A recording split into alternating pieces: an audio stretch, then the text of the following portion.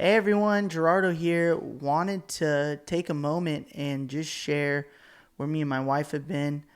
She's in the room somewhere, and just our journey and where we're at. And the first thing we should address is this is my office at home. It's definitely a work in progress, but we literally just moved less than a week ago. And so we're still unpacking everything. And you're wondering if you know us, maybe where we moved to. We are in Florida. And how we ended up here was actually a pretty amazing journey. We had been in Tennessee for the last year and we loved it. We loved every minute of it. And while we were there, the Lord began to put this sense of transition in our heart, but we didn't know why. But we felt like times were changing, so to speak, for us. And what that started with was the Lord ended up opening these massive doors to go to the UK. And so for over 2 months, we've been in the UK, the United Kingdom, and it's been amazing. We went all over England from the south to London to all the way north as far as York, and just amazing to see the culture, the people, the miracles we experienced, the services, the worship, the hunger of the young people in this nation was really inspiring, and so much so that it marked us. And after our time there, we knew kind of what the next direction was, and that was Florida. And so here we are. We're in the Fort Myers area. We are joining up with a dear friend of mine, William and Emily Hinn, with Habitation Church. We're so excited for what God's going to do here. We really believe He's going to begin to build His dwelling place in the Florida area. But honestly, we believe for us that this is a place of rest and ascending station, because now more than ever, we feel the burden for our generation. And not only in this nation, but across the sea, the Lord has put such a burden for the UK. Now more than ever, it just seems so evident. We didn't understand why we were going. And I think for a lot of the time that we were there, and I shared some Instagram lives kind of documenting the journey, but I wanted to just recap the trip, share what's next, and kind of just bring a word to you guys that hopefully just impacts you and kind of stirs your faith. So when we were there, we saw the Lord touch people. I mean, guys, miracles, verified miracles. I have text messages and emails of doctors' reports of thyroids being completely healed, nerve damage being completely healed, boys coming in off the streets, giving their life to Jesus because of words of knowledge and just getting touched by the power of God, and just incredible, incredible things. And yet what we saw in it, it was a bittersweet thing of we saw the Lord moving, yet I'm realizing as we were going all over the nation that there was sheep, but there was no shepherds, and having really honest conversations with leaders in the nations. And they're telling us the lack of fathering, that they're actually seeing this move of God take place among the young people, but no one there to disciple them, shepherd them, help them to build roots in the Lord, grow deeper in relationship with Jesus. And it really was eye-opening for me, and kind of heartbreaking, because I know that it's not just happening there, but it's happening here in the U.S. We're seeing a generation with Gen Z more open, aware, hungry for the Spirit, for deeper things. I actually think more open to God.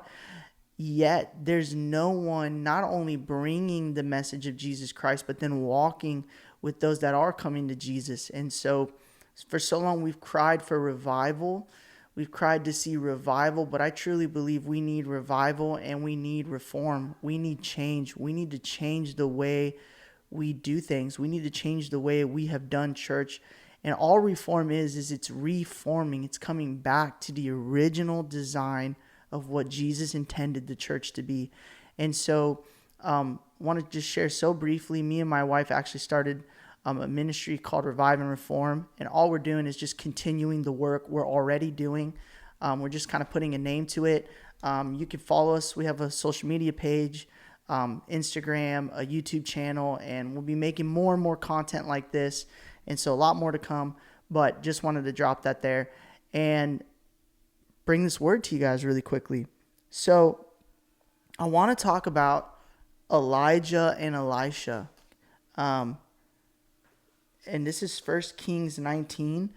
And You might know this story, you might not. I'm going to paraphrase it, just so that this doesn't go too long. But I want to just kind of give you the outline of the story, and then I want to share what the Lord spoke to me out of it. And this word, I will say, really carried me the whole time we were in the UK.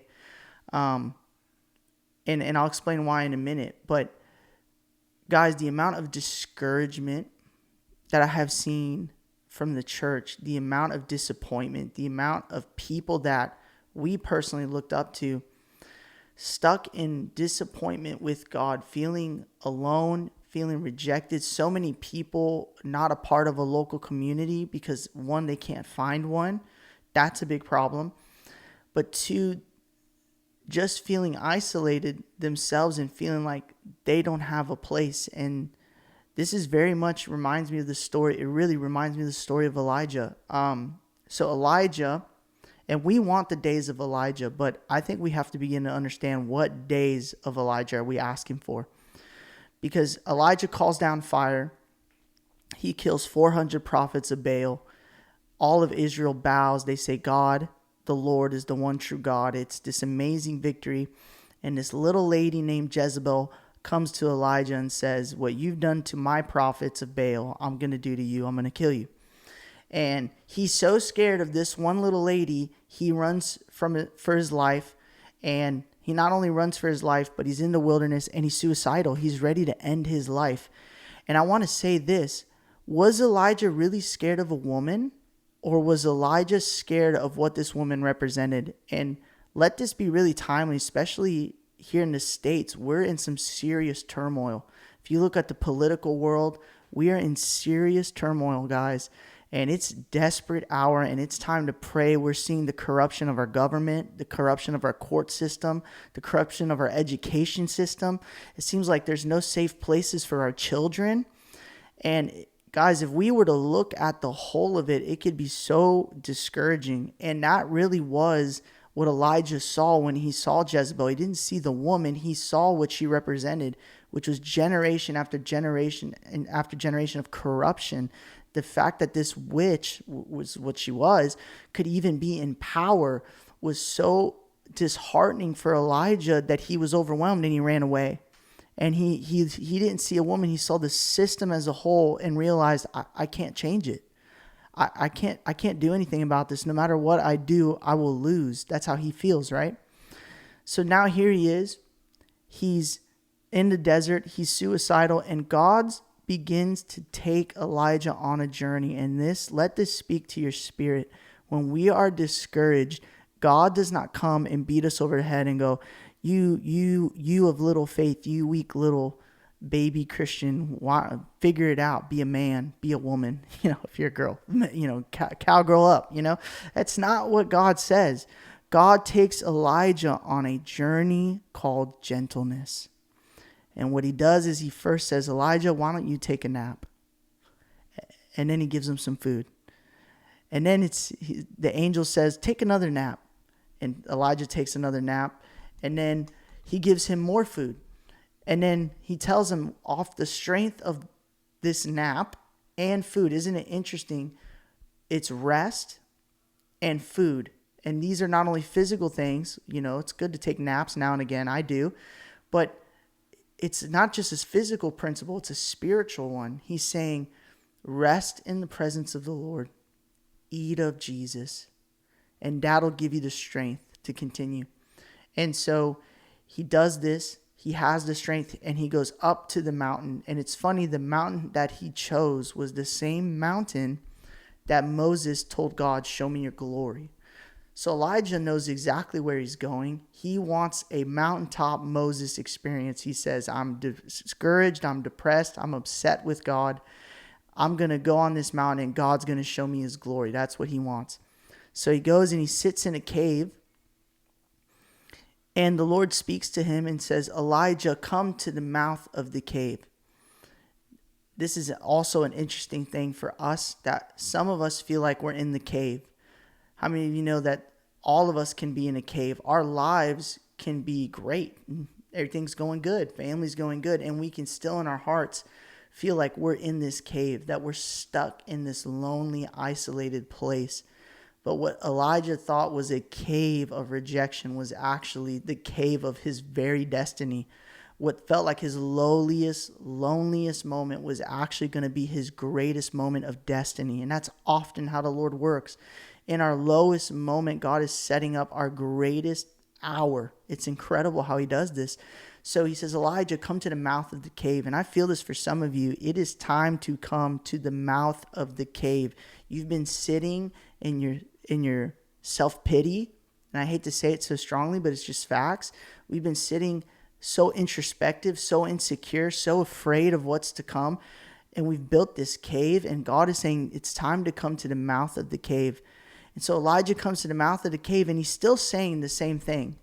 Lord, I'm the only one in Israel. I'm the only one who loves you. I'm the only one who cares about you. Everyone else has abandoned you, and I'm all alone. And so what you have to see is Elijah at this point is a self-centered prophet. He thinks he's the only guy in Israel. I'm the only one that loves you. And you have to think he's a little into himself to think that out of an entire nation, he'd be the only guy. So he's telling God, I'm the only guy. I'm the only one left. It's all me. It's all on me. And the Lord begins to show Elijah these signs, right? You know the story. There's a whirlwind, there's an earthquake, there's a firestorm, and God is not in any of that. But where is he? He's in the whisper. And so God comes in a whisper, and Elijah responds. There it is again. The Lord comes in gentleness, in lowliness. He whispers to Elijah. He woos his heart. So Elijah comes, and the Lord responds to Elijah's complaints. He doesn't even acknowledge them. He just says, Elijah, I want you to anoint the next generation. That's his response to Elijah's discouragement. Go anoint the next king of Israel, the next king of Syria, and the prophet that's going to take your place. God's response to Elijah's self-centered discouragement was, you're going to raise the next generation. And then it says, and the Lord drops this little line. He says, by the way, there's 7,000 men in Israel who have not bowed their knee to Baal. So he not only deals with Elijah's self-centeredness, but then he just gently reminds them, hey, by the way, you're not the only one. You're not alone. And sometimes there's strength in knowing you're not the only one. I want to encourage you. However isolated you feel, however much on an island you feel, the reality is you're not alone. That's the lie that usually comes from the enemy to say you're alone. There's no one else like you. If you're hungry for the Lord, if you're truly going after him, I'm sorry, you're all alone. That's a lie. And so the Lord reminds me, actually there's 7,000 other men, Elijah. You're not alone. It's all good. But I want you to see something, because I think this is for all of us, especially those that have been walking with the Lord for a while, those who feel called to leadership in any kind of capacity, those who are just been with the Lord for a minute and are now wondering, God, what's next? What do you have for me? Those in transition, those pioneering and seeking and saying, God, what is next? And you can hit these moments of discouragement of like, God, I'm just spinning my wheels. Like, none of this is, what is this? What's the point? That's a great question. What's the point? And God's response is going to be, will you raise up the next generation? And so for us, for me, for my wife, this word stuck out to me, that God's response to Elijah's discouragement was go find the Elisha, go find the Jehu, go find, I always forget the king of Syria's name, but he's in there. Go find these men, raise them up, anoint them. And what's amazing is when I read this story, and I thought about Jezebel as a system instead of just one woman, but you really see that she represents a picture. I asked the Lord, how do you take down a Jezebel? How do you defeat this behemoth, right? How do you challenge this giant that feels generational and it feels, I'm just one man, I'm just one woman? How do you defeat something that's essentially out of your control?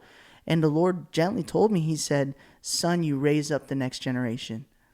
Because if you read the story and you continue to read the story, it's actually Elisha that anoints Jehu. So Elijah doesn't even do it. He just anoints the guy that anoints the guy. And Jehu is the one that eventually destroys Jezebel and her sons and removes her entire family from the lineage of Israel, completely cleanses the land of really this darkness, this corruption. And what's amazing is Jehu says, when he's attacking Jezebel's sons, he says, wipe them all out according to the word of the prophet. What prophet was he talking about? He was talking about Elijah, and he's going, according to the word of my father, the one who anointed me, the one who got the word, you're going to be defeated. And so, guys, a lot of times if we want to see breakthrough in our nation, if we want to see change in our generation, if we're tired of looking at the news and we're watching it and nothing about it is encouraging, if we're tired of just looking at society get darker and darker, what do we do about it? We raise the next generation, and they will be the ones to say, according to the word of my mom, according to the word of my dad, this will not stand. And guys, I'm telling you, if it starts in one home and it begins to spread, you will change a nation. You will see more revival in your home when you are willing to father, when you are willing to raise up that next generation. These young people don't need to be told to chill out and figure it all out. They need to be told who they are. They need to be championed and stewarded, and they deserve patience and kindness. And this last thing, the end of the New Testament says, before the coming of the Lord, that God, he would send out the spirit of Elijah, who would reconcile fathers to sons and sons to fathers and mothers to daughters. This spirit of reconciliation, this spirit of fathering before the coming of the Lord. Guys, the Lord is coming. The Lord is about to move in the earth, but he will always send this heart of Elijah, this spirit of Elijah, to reconcile family, because God is a father. The whole story of the gospel is a father bringing his children back to him and then eventually giving that children to his son as a bride.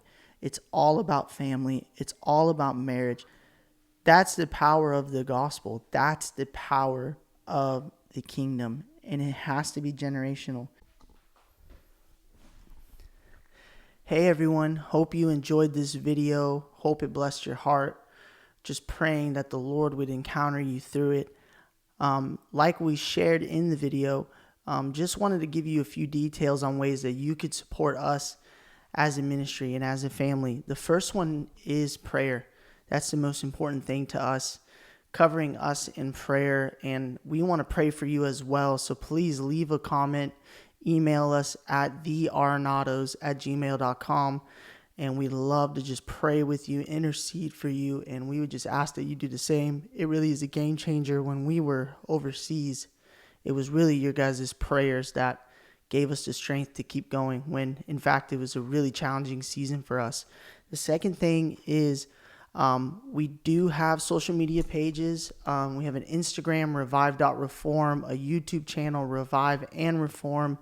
Like, follow, subscribe, do all the things that you do with social media. It really helps us. And kind of going along with that, if you would just share this video, share it with friends, share it with family, as we post reels and videos and clips and lives on Instagram. If you would like and share, it just helps us even as we begin to just create more and more content. And then the third thing as well is if you want to give, if you want to sow financially into what we're doing, we have links in all of our bios on all of our social media platforms.